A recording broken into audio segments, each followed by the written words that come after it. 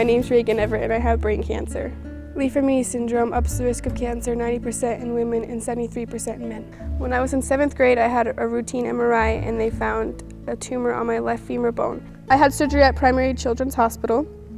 They removed 3 inches of my bone and put a 12-inch titanium rod in place.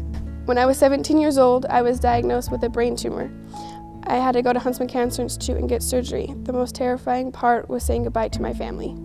When I woke up from my surgery, there was a lot of pain because I wasn't allowed to have pain medicine for 24 hours, and I had 26 staples in my head. After brain surgery, the doctors made me do a lot of things, made me move my arms, my feet, and they asked me questions. They had to wake me up every 15 minutes to make sure my brain wasn't swelling.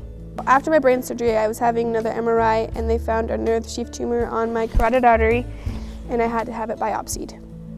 I have to have full body MRIs every year, and every 3 months I have brain MRIs.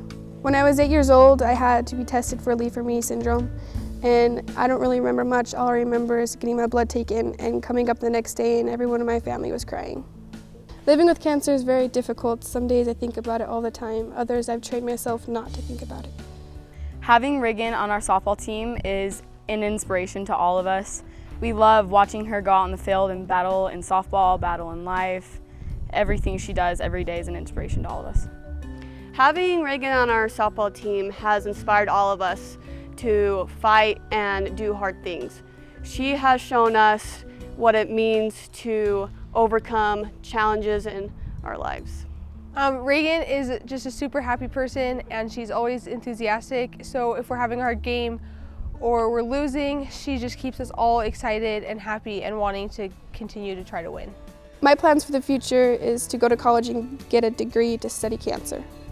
After my brain surgery, on the way home with my dad, I told him I didn't want anyone else to suffer from Li-fraumeni Syndrome. So I decided to start a foundation called TitanTough21. The reason I named my foundation TitanTough21 is because I go to Olympus High School in Salt Lake City, Utah.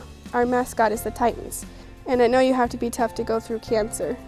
The number I wear in the back of my jersey is 21. And so there you go, TitanTough21 Foundation. The goals for TitanTough21 is, of course, find a cure for Li-fraumeni Syndrome and provide financial assistance for all cancer patients. I'm going to work hard in the future to attain that goal. I was at Huntsman Cancer Institute at the same time as my Uncle Bryce was. He was fighting leukemia and I was fighting brain cancer.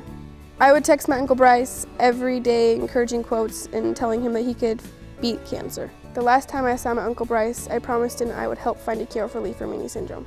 I had a hero in my family. It was my Uncle Bryce, and I loved him so much. This is my Aunt Jenny, and she's going to tell you his story.